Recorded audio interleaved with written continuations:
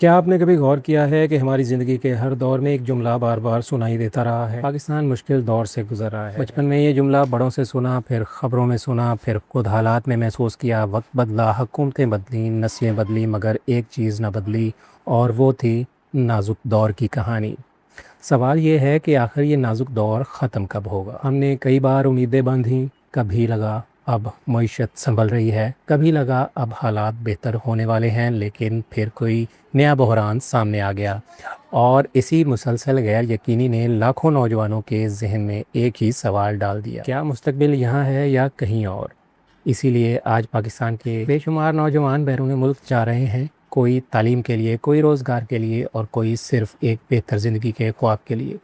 دلچسپ بات یہ ہے کہ ان میں سے بہت سے لوگ دل سے واپس آنا چاہتے ہیں، لیکن جب دور بیٹھ کر اپنے ملک کے حالات دیکھتے ہیں تو فیصلہ مشکل ہو جاتا ہے۔ مگر کیا تصویر ہمیشہ ایسی ہی رہے گی؟ اگر آج کے عالمی حالات کو غور سے دیکھا جائے تو شاید پہلی بار کچھ ایسے اشارے نظر آ رہے ہیں جو آنے والے برسوں کی سمت بدل سکتے ہیں۔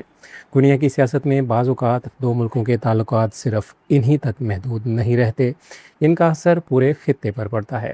اسی تناظر میں ایک سوال بہت اہم ہو گیا ہے: اگر امریکہ اور ایران کے درمیان کشیدگی کم ہو جائے، اگر کسی قسم کی مفاہمت یا پائیدار سمجھوتا وجود میں آ جائے، تو کیا اس سے پاکستان کو بھی فائدہ ہو سکتا ہے؟ جو لوگ عالمی معیشت کو سمجھتے ہیں وہ جانتے ہیں کہ مشرق وسطیٰ میں استحکام صرف سیاسی خبر نہیں ہوتا، اس کا اثر براہ راست تجارت، توانائی اور روزگار پر پڑتا ہے۔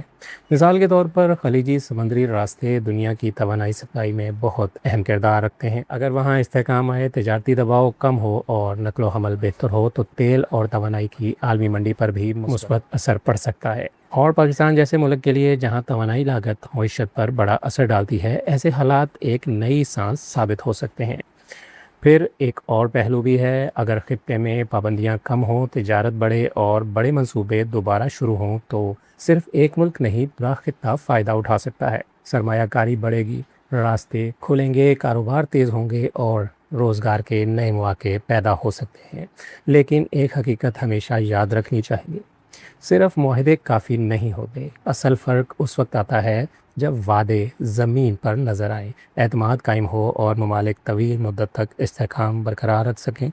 آنے والے سال شاید دنیا کو نئی صف بندیوں کی طرف لے جائیں۔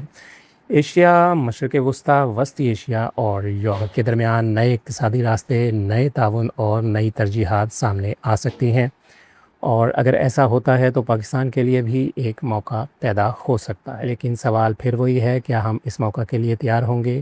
کیا ہم صرف حالات کا انتظار کریں گے یا اپنے فیصلوں، پالیسیوں اور محنت سے خود تبدیلی کا حصہ بنیں گے؟ کیونکہ قوموں کی تقدیر صرف عالمی واقعات سے نہیں بدلتی، وہ تب بدلتی ہے جب باہر موقع بنے اور اندر تیاری موجود ہو۔